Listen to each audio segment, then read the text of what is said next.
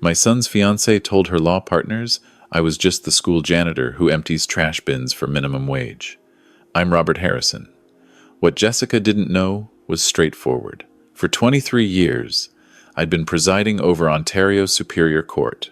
4 hours later, the Chief Justice walked into her $400,000 charity gala at the Royal York Hotel. She carried a judicial commendation and a request for my consultation on landmark case precedent. Every attorney in that ballroom watched, including the managing partners whose firm Jessica just compromised forever. Jessica thought she was embarrassing nobody. She destroyed her career trajectory instead. 18 months of treating me like hired help. 18 months of jokes about my $16.50 hourly rate. 18 months of telling her colleagues I was an embarrassment to their professional circle. She never asked the right questions. That gala night, Jessica decided to make her feelings public. Fatal mistake. The judicial commendation revealed my 23 years on the bench.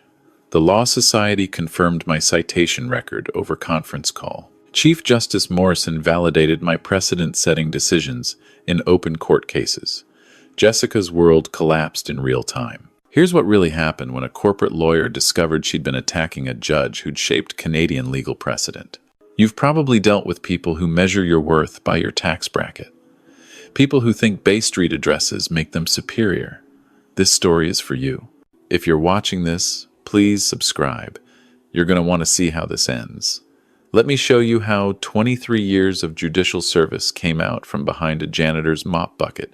The disrespect didn't start at the charity gala. It began 18 months ago, when Jessica Patterson became engaged to my son, Marcus. I was proud of Marcus. He'd built a solid career in software development, pulling in $110,000 annually at a tech firm in downtown Toronto.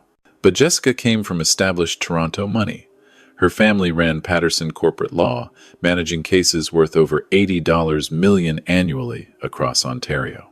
They represented Fortune 500 companies, handled massive merger deals, and maintained offices in the TD Centre. The first time she saw me in my custodian uniform at Riverside Secondary School, her expression changed completely. "This is what you do?" she asked, staring at my name tag that read Robert Harrison, maintenance staff. "School custodian," I said. "Someone has to keep the hallways clean." She turned to Marcus. "Your father is a janitor." The way she said it stung, like I was invisible. Like 23 years of service meant nothing because she couldn't see the full picture. My wife, Catherine, tried to smooth things over. "Robert has had a varied career, Jessica. This is just his current chapter." But Jessica had already formed her opinion. At family dinners, she'd introduce me to her colleagues differently. "This is Marcus's father. He works at a high school." Always that pause. Always that look. The second incident happened at Marcus's birthday celebration last winter. Jessica's brother arrived in his new Audi. "Litigation's booming," he announced. "Just settled an $8 million corporate dispute." Jessica nodded approvingly. "Unlike some people, we believe in building substantial careers, not just cleaning up after others." She looked directly at me when she said it. I continued eating my dinner. "Someone has to do the cleaning," I said quietly. But inside, something was building. You can only absorb so much before you start questioning whether staying silent truly protects anyone. The third incident was the breaking point. Jessica was organizing the engagement party, showing her mother and sisters the $12,000 Holt Renfrew dress she'd selected. "We're investing $75,000 in this engagement celebration," she declared. "Marcus's family better not embarrass us in front of our legal community." Her mother asked about the guest list. "Marcus's father works as a school janitor," Jessica said, like she was apologizing. "Hopefully he'll dress appropriately. Perhaps we can seat him away from the senior partners." That's when Catherine finally spoke up. "Robert Harrison has served this province longer than you've been practicing law, Jessica." "Served how?" Jessica laughed. "By mopping floors and cleaning whiteboards?" Catherine looked at me. I shook my head slightly. "Not yet." "You'll understand eventually," Catherine said. But Jessica just rolled her eyes. "I understand perfectly. Some people reach for excellence, others settle for adequate. I lived in a modest $1,800 monthly apartment in North York, drove a 2018 Honda Accord with 92,000 kilometers, shopped at No Frills with coupons. By every measure Jessica valued, I was exactly what she assumed, a failure. What she didn't know was that I chose this life deliberately. After 2 decades of complex judicial decisions, contentious trials, and cases that would give most people sleepless nights, I wanted simplicity. I wanted to mop floors in a quiet school, interact with kids who didn't know my legal background, and return home to Catherine without the weight of life-altering decisions. But simplicity comes with a price. People judge what they see. They don't question encrypted voicemail from the Attorney General's office. They don't notice when you instinctively analyze legal arguments in casual conversation. They definitely don't recognize the significance of mail from Osgood Hall. Jessica saw a 62-year-old man in custodian coveralls, earning $16.50 hourly. She had no idea she was looking at someone who'd written precedent-setting decisions on constitutional law and presided over cases that shaped Ontario's legal landscape. But that was about to change. Because on November 15th, 2024, at the most prestigious legal charity gala Toronto's legal community held all year, my judicial past and Jessica's public arrogance were about to collide. And 220 of Ontario's most influential attorneys were going to witness every second of it. The stakes weren't just about wounded pride. This was fracturing my family. Marcus was trapped in the middle, trying to maintain peace between his fiancée and his father. I watched him lose weight, work excessive hours, anything to avoid the tension at home. "Dad, maybe you could, I don't know, explain your background to Jessica?" he asked one evening. "Son, some professional histories are complicated to explain." "But she thinks you're—" He stopped himself. "A failure?" Marcus's silence confirmed it. The financial pressure was real, too. Jessica wanted an engagement party that would impress her Bay Street circle. $75,000 wasn't just celebration. It was Jessica's way of proving the Patterson family hadn't made a mistake, letting their daughter engage someone whose father was a janitor. Marcus was covering 40% of it. His savings depleted, his stress level astronomical. "We could have something smaller," he suggested to Jessica once. "Absolutely not. My family has professional standards. We're not having some backyard barbecue because your father can't afford to contribute properly." The truth was, I could have written a check for the entire event without touching my actual accounts. But those accounts were connected to my judicial pension and accumulated investments from years on the bench. Opening them meant opening questions I wasn't ready to answer. So I contributed what a school custodian could reasonably afford, $3,200. Money that came from exactly where Jessica thought it came from. She made certain everyone knew. Robert gave us his modest contribution. She mentioned to her mother during party planning. Every bit helps, I suppose. The real stakes went deeper than money. This was about identity, family, and what happens when someone you love chooses status over substance. Catherine was furious. 23 years, Robert. 23 years you've kept quiet about everything. How long are you going to let her treat you like this? Until it threatens Marcus's well-being fundamentally. It's already threatening Marcus's well-being fundamentally. She was right. Marcus had started avoiding family gatherings. When he did attend, he looked exhausted, like he was fighting battles on multiple fronts. Jessica, meanwhile, was getting bolder. She started making comments in front of Marcus's colleagues. Robert works maintenance at some high school in North York. It's honest work. Always that pause, always that tone, suggesting honest work, was the consolation prize for people who couldn't achieve more. But the real breaking point came 2 weeks before the engagement party. Marcus called me at midnight.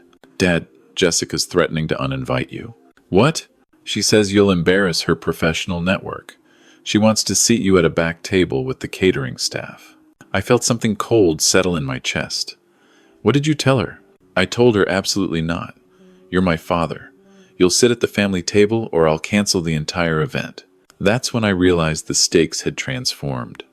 This wasn't about my pride anymore. This was about my son's relationship, his future, his sense of self-worth. Jessica was using my perceived failure as leverage to control Marcus. If she could make him ashamed of his father, she could control how he saw himself, his worth, his place in her world.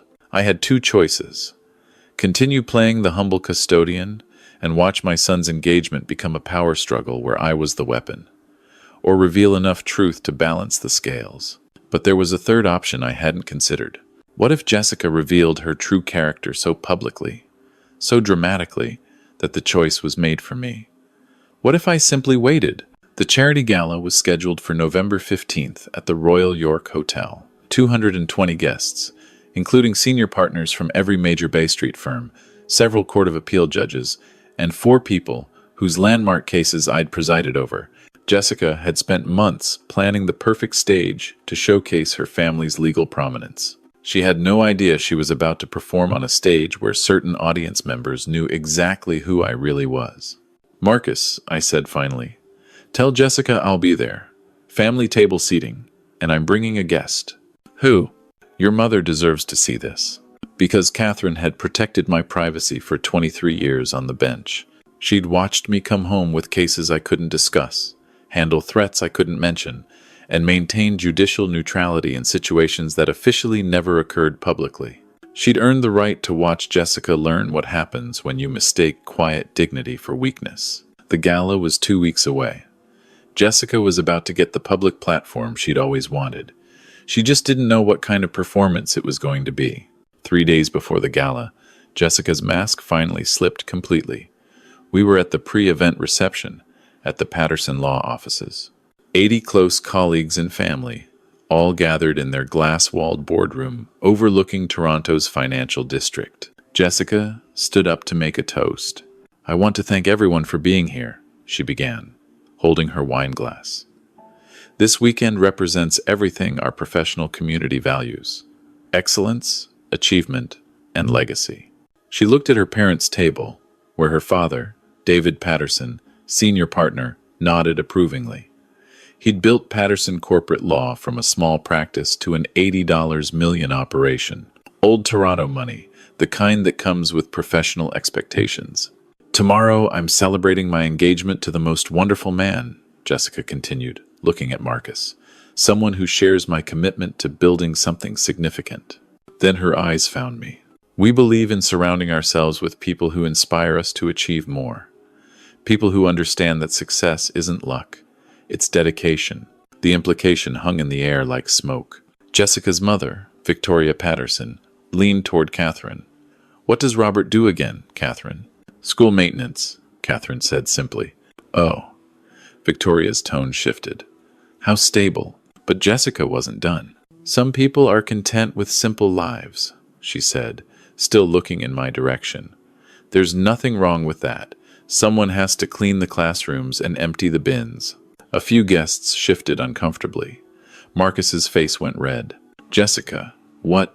"I'm just saying everyone has their role. Some people pursue professional excellence, others," she shrugged, "others do what they can." That's when I stood up. The room went quiet. Jessica looked surprised. She wasn't accustomed to me responding publicly. "May I?" I asked, gesturing toward my water glass. Jessica couldn't refuse without appearing petty. "Of course." I lifted my glass. To understanding that service comes in many forms. Some serve visibly, others serve quietly. Both matter. I took a sip and sat down. Jessica's confidence faltered slightly, but she recovered. "Exactly. Everyone contributes according to their abilities." But something had shifted. I'd drawn a boundary, and she'd felt it. After the reception, she cornered Marcus in the hallway. I was standing close enough to hear every word. "Your father embarrassed me. He made a toast. He made a point in front of my colleagues. My family built this firm. They employ hundreds. They don't need lectures about service from someone who mops floors." "That's enough." "Is it? Because tomorrow, in front of every influential attorney in Toronto, your father is going to sit at our family table. What do you think that says about us?" Marcus looked exhausted. "It says we're family.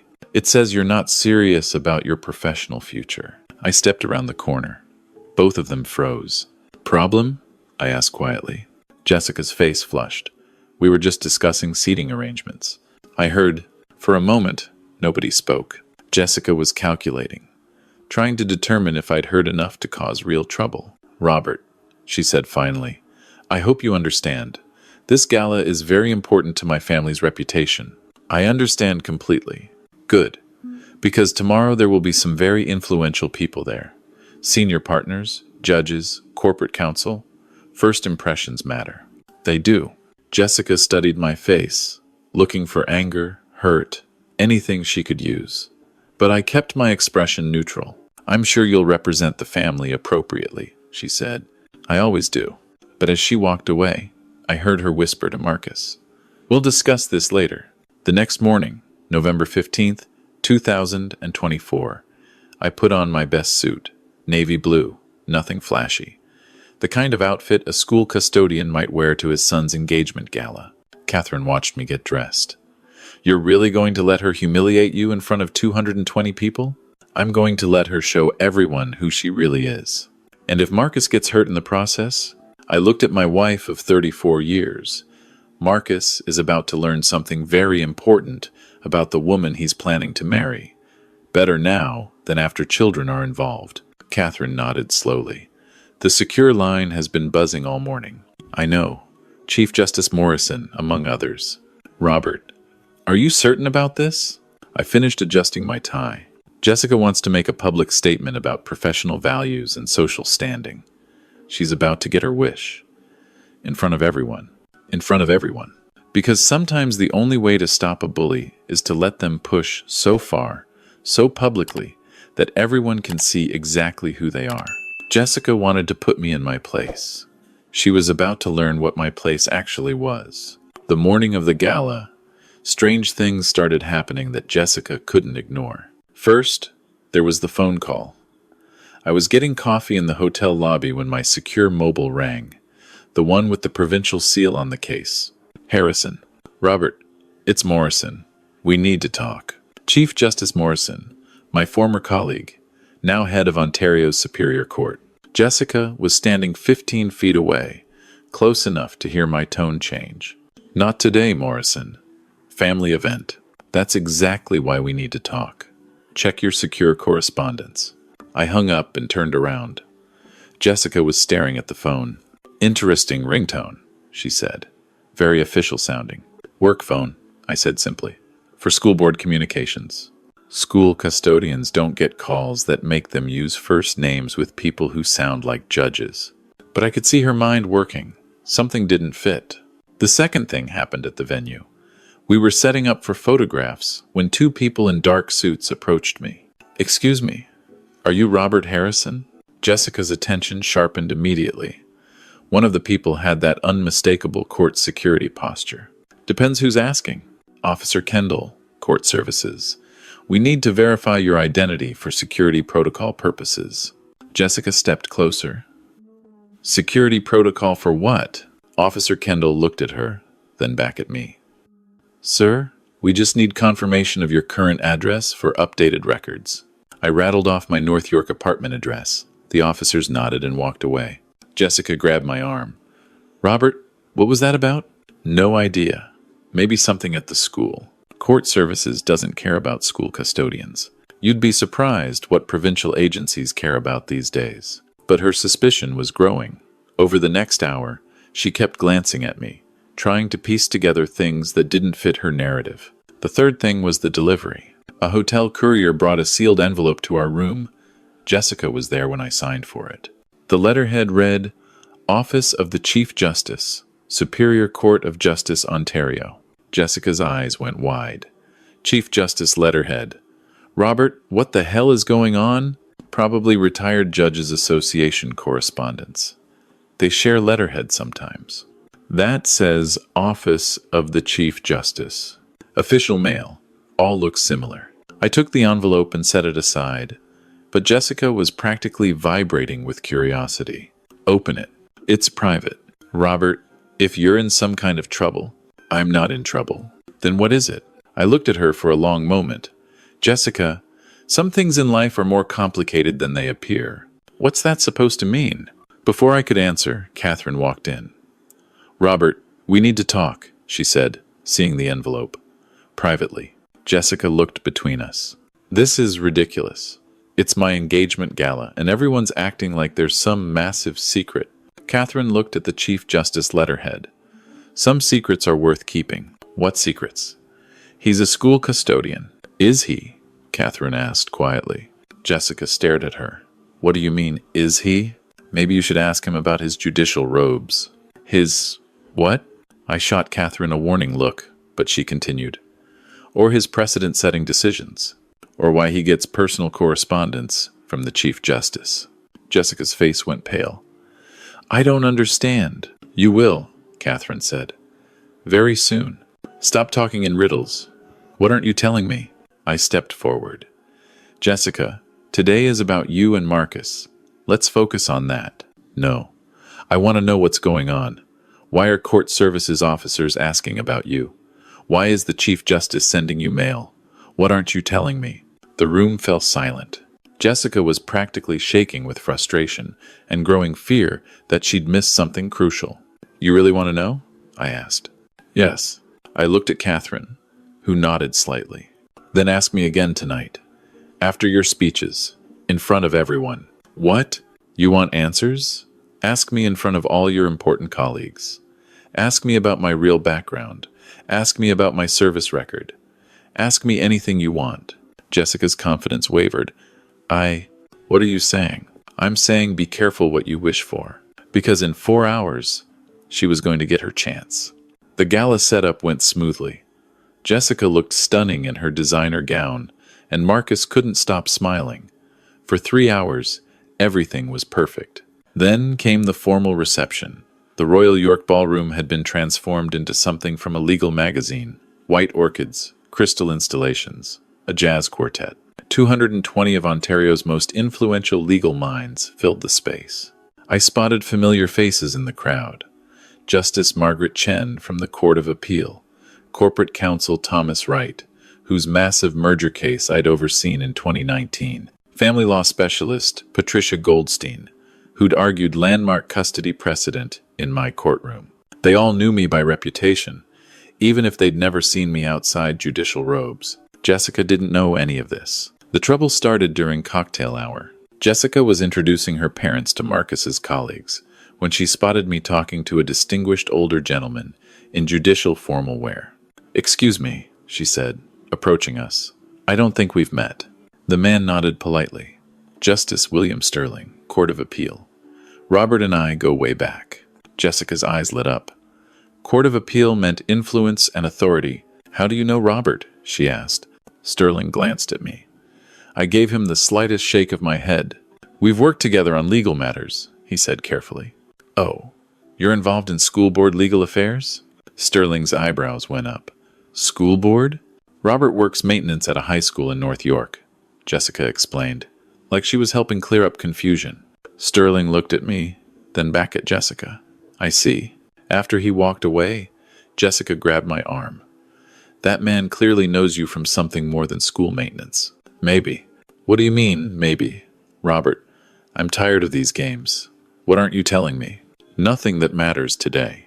But Jessica was getting agitated. The strange phone calls, the court services officers, the Chief Justice correspondence, and now a Court of Appeal justice who obviously knew me from something bigger than cleaning hallways. It does matter, she said, her voice rising. People are looking at you differently, like they know something I don't. You're imagining things. No, I'm not. Justice Chen nodded at you when she walked in. That corporate counsel shook your hand like you were old colleagues. What is going on? I stayed calm. Jessica, today is your day. Don't let paranoia ruin it. Paranoia? Her voice was getting louder. I'm not paranoid. I'm confused. My future father-in-law, who I thought was a simple school custodian, is apparently known by half the legal establishment in Ontario. Marcus appeared at her elbow. Everything okay? No, everything is not okay, Jessica snapped. Your father has been lying to us. About what? About everything. About who he is, what he does, why court services is asking about him. Marcus looked at me. I shrugged. She's having a stressful day. I am not having a stressful day. I'm having a breakdown because nothing makes sense anymore. That's when dinner was announced. We all took our seats at the head table. Jessica spent the entire meal shooting suspicious glances at me while I calmly ate my salmon, but she was boiling over. When the time came for toasts, Jessica's father went first. Traditional engagement, speech about legacy, family, and professional futures. Marcus spoke next, thanking everyone for coming and expressing his commitment to Jessica. Then Jessica stood up. "I want to thank everyone for being here," she began, her voice shaky with barely controlled emotion. "This has been a surprising day." The room sensed something was off. "I've learned a lot about family today, about honesty, about how well we really know the people closest to us." She looked directly at me. "For 18 months, I've known my future father-in-law as a humble school custodian, someone who cleans classrooms for $16.50 an hour." Murmurs around the room. This wasn't a typical engagement toast. But today, I've discovered that court services officers know his name. Chief Justice correspondence arrives for him. Court of Appeal justices treat him like an old colleague. Marcus reached for her arm. "Jessica, sit down." "No." She pulled away. "These people deserve to know who they're celebrating with. Robert Harrison, everyone. School custodian, or whatever it is he really does." The room was dead silent. 220 pairs of eyes were on me. Jessica raised her glass, her hand trembling. "To honesty in family relationships, and to people who think they can hide who they are for years without consequences." She was shaking with rage and confusion. The perfect storm of someone who'd built their identity around being superior to others, only to discover they might be completely wrong. "So here's my question, Robert," she said, her voice echoing in the silent ballroom. "What exactly do you do? Because it's clearly not school maintenance. Are you some kind of legal consultant? Court administrator? What have you been hiding from your own family?" Every eye in the room was on me. Marcus looked mortified. Catherine sat perfectly still, watching. I stood up slowly. "Jessica, you really want to do this? Here? Now? In front of everyone?" "Yes, I want to do this. I want the truth." "The truth about what? About who you really are?" I looked around the room. Justice Chen was watching intently. Thomas Wright had his phone out, probably recording. Patricia Goldstein looked fascinated. "You're certain?" "I'm certain." I nodded and reached into my jacket pocket. "Okay then." I pulled out the Chief Justice letter that had been delivered that morning, still sealed. "Let's see what Chief Justice Morrison has to say." The room fell completely silent as I held up the official correspondence. Jessica's face went white. "What is that?" "You wanted the truth," I said, carefully opening the seal. "Let's find out together." I unfolded the letter and began reading aloud. "The Honorable Justice Robert Harrison, Superior Court of Justice, Ontario, retired." Jessica grabbed the table for support. Marcus's mouth fell open. I continued reading. "By request of the Chief Justice, you are hereby summoned for consultation regarding precedent review and constitutional law briefing schedule." The room erupted in whispers. Jessica was hyperventilating. "The Chief Justice hereby acknowledges your 23 years of distinguished service on the Superior Court bench, including landmark decisions in constitutional law, family law precedent, and your citation in 17 Court of Appeal rulings." Jessica made a choking sound. Several guests started pulling out their phones. "Furthermore," I continued, "the Law Society of Ontario recognizes your contribution to Canadian jurisprudence and requests your participation in the upcoming Judicial Education Symposium." I folded the letter and looked at Jessica. "You asked who I really am. Justice Robert Harrison, Superior Court of Ontario, retired.